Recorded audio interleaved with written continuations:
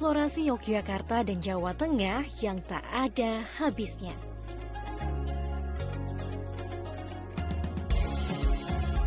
Berbagai cara ditempuh traveler untuk menelusuri tempat-tempat healing menarik. Berkendara roda 4 menjadi pilihan yang tepat untuk menjelajahi Yogyakarta dan sekitarnya. Tidak hanya sekedar melepas lelah dan penat, namun mendapatkan cerita perjalanan yang akan selalu diingat. Selengkapnya, traveling seru bersama Journey Way to Explore.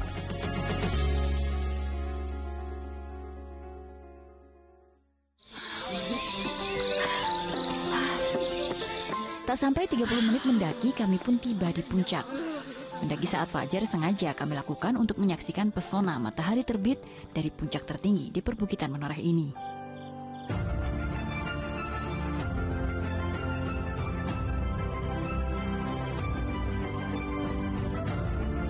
Sekitar pukul 6 pagi, matahari terbit.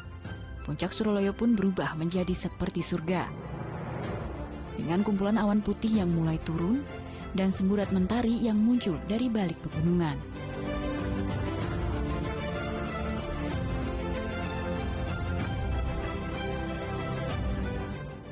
Dari puncak Suroloyo dapat terlihat hamparan pemandangan perbukitan yang sangat indah.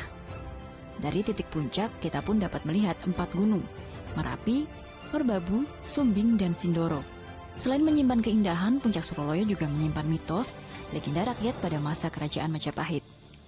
Puncak Suroloyo diyakini pula sebagai titik tengah atau kiblat pancaring bumi. Pusat dari 4 titik di tanah Jawa. Sejarahnya gimana sih Pak? Orang bisa meditasi atau semedi di atas?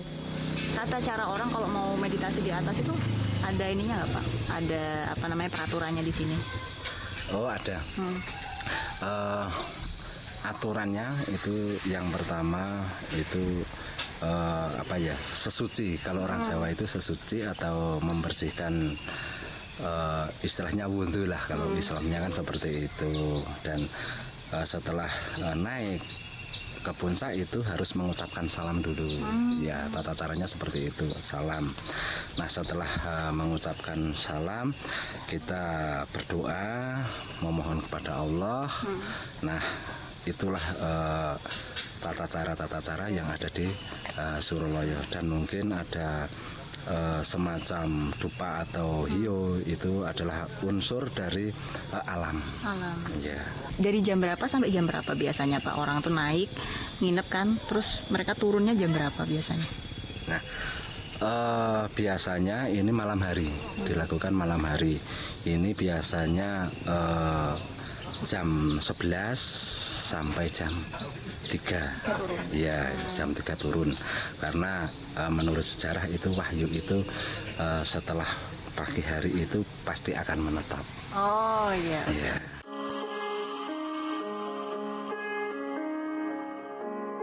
Dari puncak Suroloyo kami menuju lokasi lain, masih di Kulon Progo. Untuk melepas lelah dari pendakian, kami pun mencari tempat yang dapat menyegarkan raga. Tibalah kami di lokasi ekowisata Taman Sungai Mudal.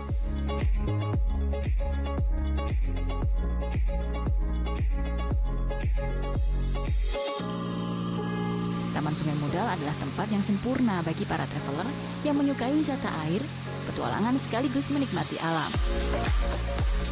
Taman Sungai Mudal berbentuk kolam pemandian dengan air yang selalu nampak jernih berwarna toska. Ada beberapa air terjun di Taman Sungai Mudal ini. Air terjun Kembang Soka dan air terjun Kedung Pedut. Kami pun memutuskan untuk mendaki di kolam paling atas.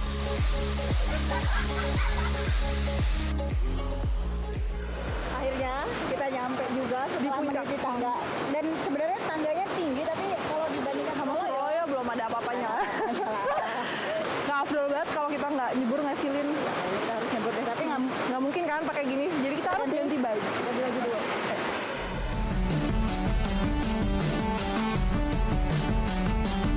Selesai berganti pakaian, kami pun meminjam pelampung dan siap merasakan dinginnya air kolam.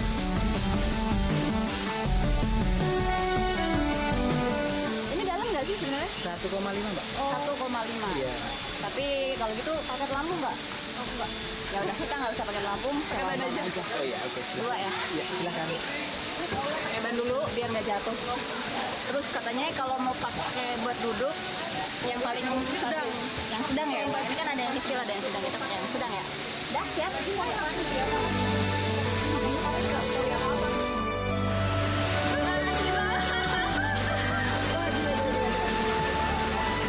Seperti kami, beberapa pengunjung menikmati kolam dengan bantuan pelampung. Namun ada pula yang berenang bebas di kolam. Namun ingat, para traveler harus tetap berhati-hati apalagi saat musim liburan, karena kolam akan sangat ramai dengan anak-anak. Dinginnya air dari pegunungan di kolam Taman Sungai Mudal menghapus rasa lelah di badan.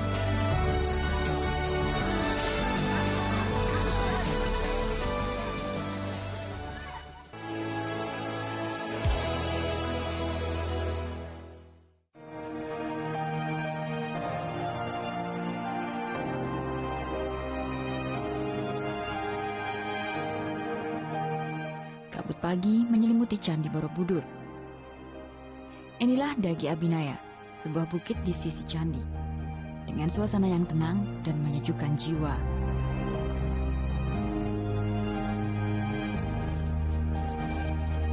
Salah satu kegiatan yang sering dilakukan di Bukit Dagi adalah yoga.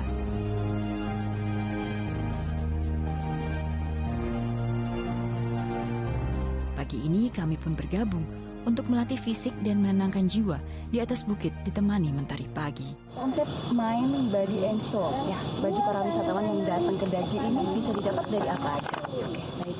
Seperti yang kita lihat di belakang kita nih Mbak Lina, sekarang kan baru ada yoga nih. Nah, yoga itu sendiri kan dalam bahasa Sanskerta ya, yoga itu kan berarti penyatuan nih. Baik dia penyatuan dengan alam, penyatuan dengan Sang Pencipta gitu kan. Jadi kegiatan yoga seperti ini juga dia menitik beratkan kepada kegiatan meditasi atau tapa. Jadi di mana seseorang itu dia memusatkan seluruh pikirannya itu untuk mengontrol panca indera maupun keseluruhan tubuhnya untuk mencapai keseimbangan pikiran, tubuh dan juga jiwanya. Gitu. Dari yoga. Jadi untuk kegiatan yoga atau meditasi di sini sebetulnya sangat-sangat cocok karena menyatu gitu ya. Di Candi Borobudurnya ada, kemudian di sini juga tempatnya sangat tenang, kemudian ambience-nya dapat banget gitu.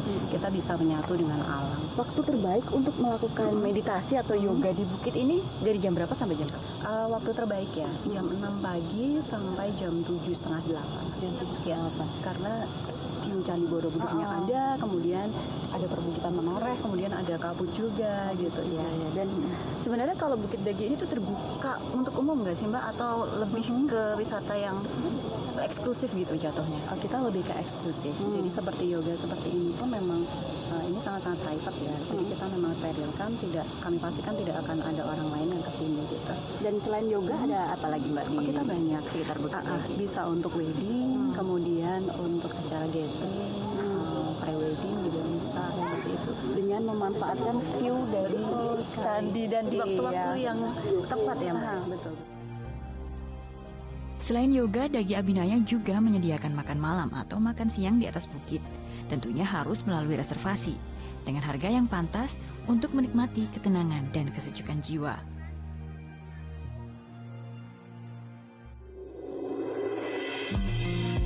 Di sekitar Candi Borobudur banyak penginapan yang dapat menjadi pilihan para traveler. Pilihan kami pun jatuh pada Denalaya. Seluruh arsitektur hotel sangat kental dengan budaya Jawa. Dari ukiran kayu hingga nuansa restoran.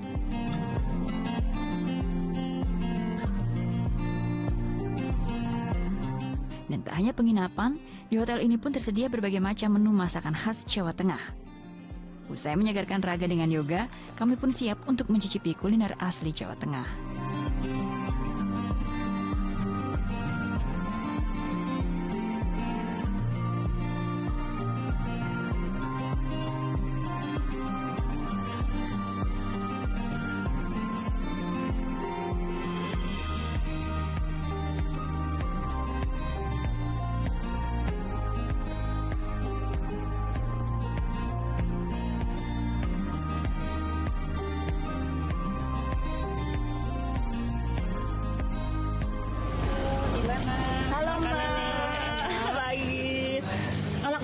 banget. Terus juga nggak cuma makanannya ya, jadi konsepnya, restonya, kemudian gedungnya juga pakai konsep Jawa banget. Memang seperti itu memang prinsipnya dari hotel ini. Iya, karena memang kita konsepnya pengen cari yang rumahnya itu tradisional Jawa sih. Karena kan kalau mungkin yang model building kan udah banyak ya di kota, dan kita karena di area Borobudur kita mau lebih ke heritage-nya ya, ke tradisionalnya, jadi kita memang konsepnya pakai rumah Jawa. Ini rumahnya rumah joglo, ada filosofinya kan? Rumahnya nama jenis rumahnya Limasan. Oh, Limasan. Besok Waisak nih, terus atau ada event-event lain selain Waisak? Selain Waisak sih biasa kita reguler udah pasti lebaran ya. Kemudian kalau udah masuk ke bulan Agustus, September itu kan biasa sama holiday-nya orang asing ya, turis asing. Biasa itu lebih banyak turis asing yang kemari sih. Turis asing ya, annual event yang sekarang lagi banyak sih yang Borobudur Marathon. Dalam perjalanan sebelum kembali ke ibu kota, kami menuju ke sebuah lokasi air terjun, Kedung Kayang. Tak perlu mendaki, cukup berjalan tak lebih dari 50 meter, kami pun disuguhi pemandangan indah sungai, bukit, dan air terjun dari atas. Dan di sini para traveler dapat menikmati pemandangan sekaligus bersuah foto dengan cukup membayar Rp5.000.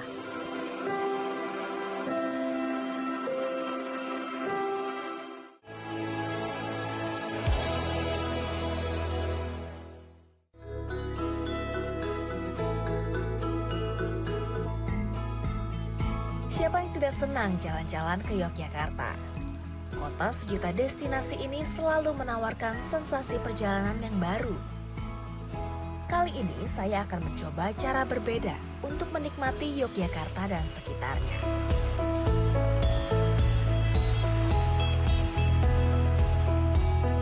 Saya pun sudah janjian dengan teman lama dari Jakarta yang merantau di Yogyakarta. Ia bersama teman-temannya mengembangkan usaha wisata mengeksplorasi Yogyakarta menggunakan camper van.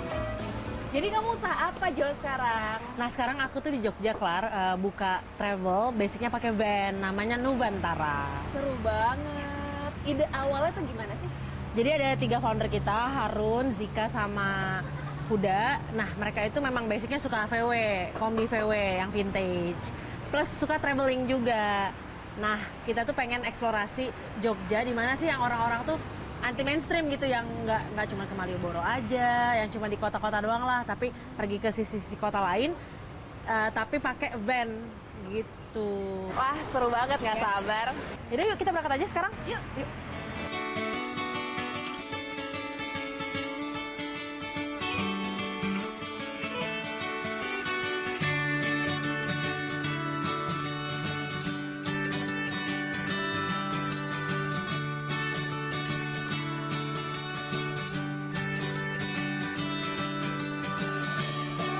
Jalan-jalan ke Yogyakarta tak lengkap rasanya kalau belum ke Jalan Malioboro dan Pasar Beringharjo. Jantung kota Jogja ini selalu bikin kangen. Surga belanja, cindera mata, dan barang kerajinan.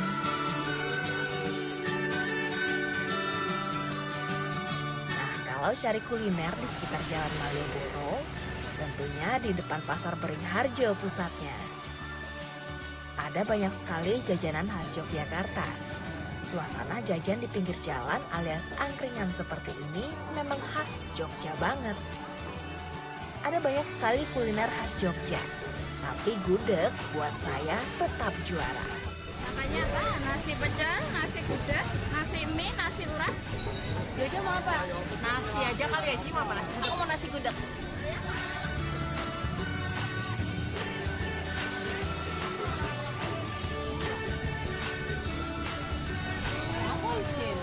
Cobain spesial Beringharjo, mantap nih. Wece, ini apa? Gudeg, Gudeg. telur, sambal.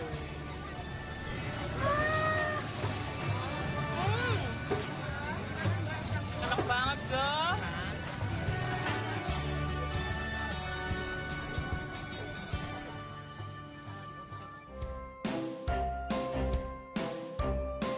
Dari kota Yogyakarta, kami bergeser sedikit ke Kabupaten Kulon Progo. Waktu tempuhnya kurang lebih 1,5 jam dari kota Yogyakarta.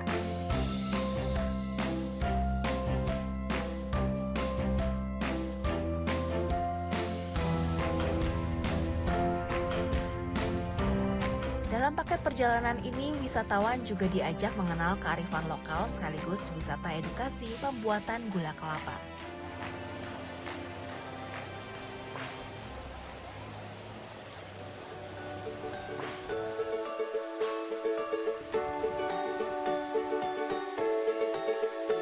Pertama-tama, air bunga buah kelapa atau yang disebut air nira diambil langsung dari pohon kelapa.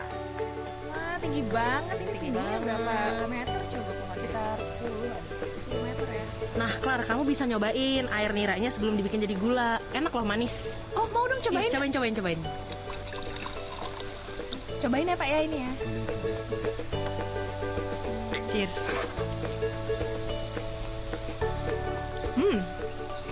Manis. Enak kan? Enak. Air nira yang sudah diambil dari pohon kelapa kemudian dibawa ke dapur untuk diolah. Air nira ini dimasak dan diaduk terus-menerus hingga mendidih dan ditambahkan air santan.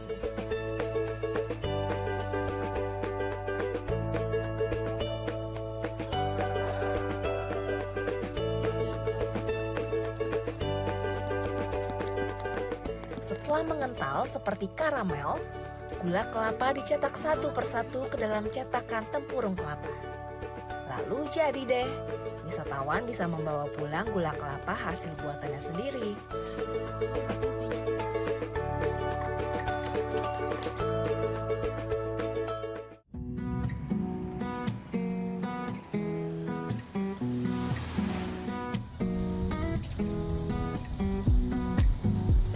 Wisata bersama campervan ini menawarkan pengalaman perjalanan yang unik.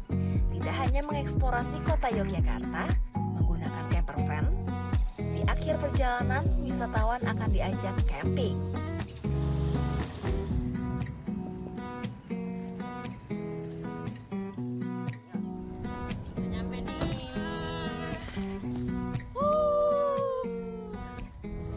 Wah, akhirnya kita sudah sampai di Waduk Sermo, Kulon Progo. Ternyata kalau pakai campervan ini kita tidak hanya mengeksplorasi kotanya saja, tapi juga bisa menikmati wisata alam. Jadi kita bakal kemah di sini ya, Jo? Yes, kita bakal camping di sini. Terus abis itu kita bisa ngapain aja? Nah, kalau sore kita bisa canoeing, bisa mancing juga. Bisa mancing? Yes. Wah, mancing seru ya? Mancing. Ayo, kita mancing yuk. Tapi sebelum mancing, kami mendirikan tenda dulu.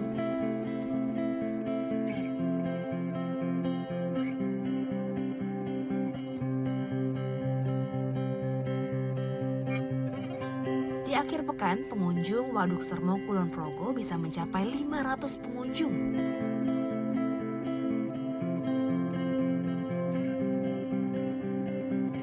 Waduk Sermo Kulon Progo ini menjadi destinasi menarik untuk menikmati matahari terbit maupun terbenam, sekaligus camping.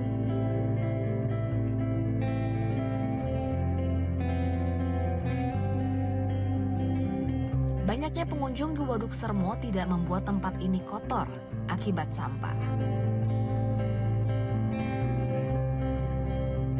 Baik pengunjung maupun pengelola sama-sama menjaga Waduk Sermo agar tetap nyaman dan bersih, supaya Waduk Sermo ramai terus. Rasanya senang sekali bisa menikmati suasana yang jauh dari hiruk-pikuk perkotaan.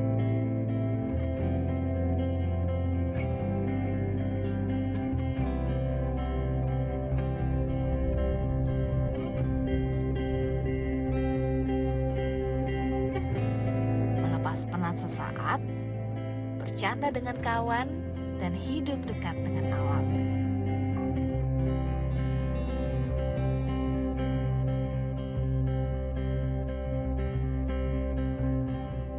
Karena bicara Yogyakarta masih banyak destinasi menarik lainnya. Dan banyak cara untuk mengeksplorasinya.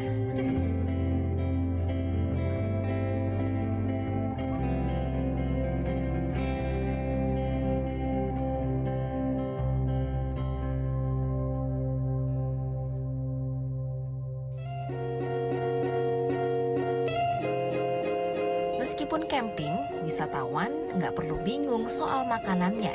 Semuanya sudah disiapkan.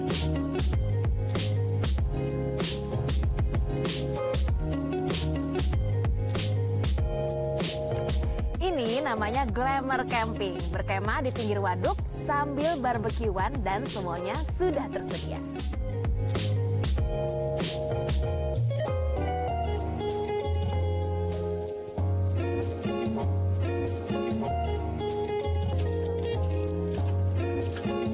Warga Yogyakarta yang kreatif selalu punya cara agar wisatawan datang lagi.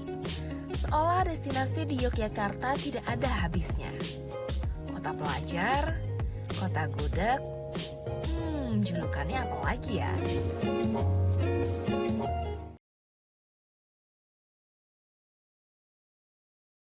Jelajahi cara baru mendapatkan informasi. Download Metro TV Extend sekarang.